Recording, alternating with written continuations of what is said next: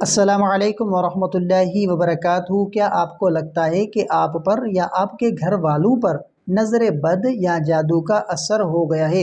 کیا اچانک پریشانیاں، بیماری یا ذہنی دباؤ بڑھ گیا ہے؟ اگر ایسا ہے تو آپ اکیلے نہیں ہیں، بہت سے لوگ ایسے مسائل سے گزر رہے ہیں، لیکن فکر کی کوئی بات نہیں۔ آج میں آپ کو ایک ایسا مجرب وظیفہ بتاؤں گا جو جادو، نظر بد اور جنات سے حفاظت کا بہترین ذریعہ ہے۔ تو سب سے پہلے یہ جان لیں کہ حفاظت کا سب سے مضبوط ذریعہ قرآن پاک اور سنت نبوی صلی اللہ علیہ وآلہ وسلم ہے۔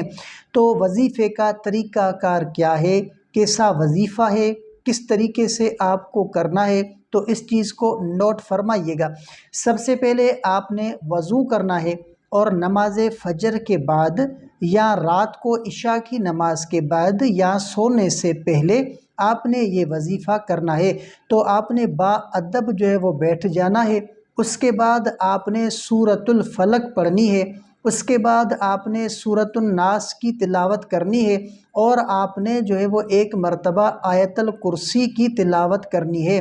تو اس کے بعد آپ نے کیا کرنا ہے کہ آپ نے سب سے پہلے ایک مرتبہ سورہ فلق پڑھ لی، ایک مرتبہ سورہ ناس پڑھ لی، اس کے بعد آپ نے ایک مرتبہ آیت الکرسی پڑھ لی، تو اس کے بعد آپ نے 3 مرتبہ درود ابراہیم پڑھنا ہے۔ پھر ہاتھ اٹھا کر اللہ تعالیٰ سے دعا کرنی ہے، اور یہ وظیفہ کم از کم آپ نے 21 دن تک لازمی کرنا ہے۔ اللہ تعالیٰ آپ کو ہر برائی سے بچائے گا اور آپ کا گھر امن کا گہوارہ بن جائے گا۔ تو یقین رکھیں کہ اللہ تعالیٰ کی پناہ سب سے بڑی حفاظت ہے۔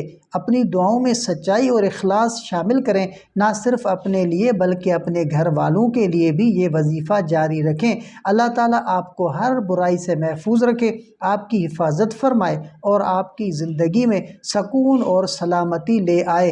تو اگر آپ کو یہ ویڈیو پسند آئی ہو تو اسے لائک کریں اور شیئر کریں، اور ہمارے چینل علامہ عابد علی اشرفی کو سبسکرائب کرنا نہ بھولیں، تاکہ آپ کو مزید مستند اسلامی وظائف اور خوابوں کی سچی تعبیرات کی ویڈیوز ملتی رہے۔